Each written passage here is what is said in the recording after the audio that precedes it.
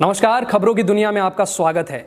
देश के करीब 50 लाख केंद्रीय कर्मचारियों को मोदी सरकार ने तोहफा दिया है।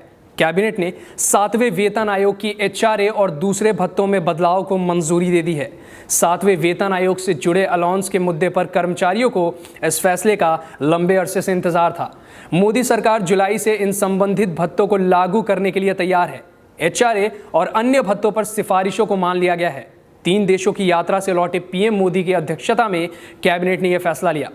इससे 50 लाख केंद्रीय कर्मचारियों को लाभ मिलेगा। बैठक आज सुबह होनी थी, लेकिन पीएम मोदी के विदेश दौरे के कारण बैठक का आयोजन शाम को 5 बजे के लिए तय किया गया।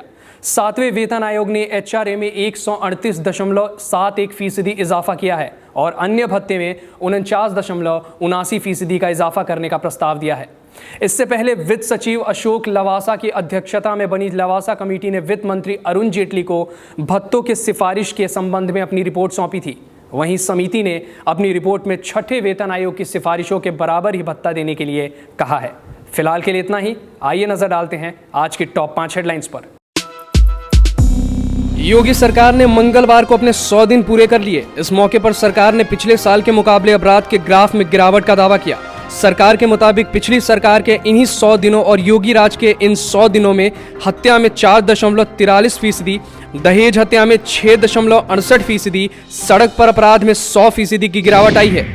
इजराइल के एक प्रमुख अखबार द मार्कर ने पीएम मोदी को दुनिया का सबसे अहम प्रधानमंत्री बताया है। अखबार ने उनकी तारीफ करते हुए लिखा, जागो, दुनिया के सबसे अहम प्रधानमंत्री आ रहे हैं। बिजनेस डेली द मार्कर ने अपने हिब्रू संस्करण की सबसे प्रमुख स्टोरी में भारत के साथ इजराइल के संबंधों पर एक लेख लिखा है। भारत समेत दुनिया भर में एक बार फिर से बड़ा साइबर अटैक हुआ है। वानाक्राई रैंसमवेयर जैसे वायरस ने दुनिया को अपनी चपेट में ले लिया है। इस साइबर अटैक के चलते भारत के सबसे बड़े मुंबई स्थित container port Jawaharlal Nehru port trust समेत दुनिया की 20 बड़ी कंपनियों का कामकाज ठप हो गया है। झारखंड के गिरिडीह जिले में मंगलवार को एक मुस्लिम शख्स के घर के बाहर कथित रूप से मृत गाय मिलने के बाद पिटाई का मामला सामने आया। पुलिस के मुताबिक गांव में शख्स के घर में बाहर गाय का शरीर मिलने पर भीड़ ने उसके साथ मारपीट की। यही नहीं, उन लोगों ने उसके घर के हिस्से में भी आग लगा दी। रिपोर्ट के मुताबिक इस साल की शुरुआत में नाटो और यूएन के लिए सैन्य उपकरण बनाने वाली कानपुर की कंपनी एक्यू लिमिटेड को 180 करोड़ का कॉन्ट्रैक्ट मिला था, जिसमें 1.6 लाख के करीब हेलमेट सप्लाई किए जाने हैं।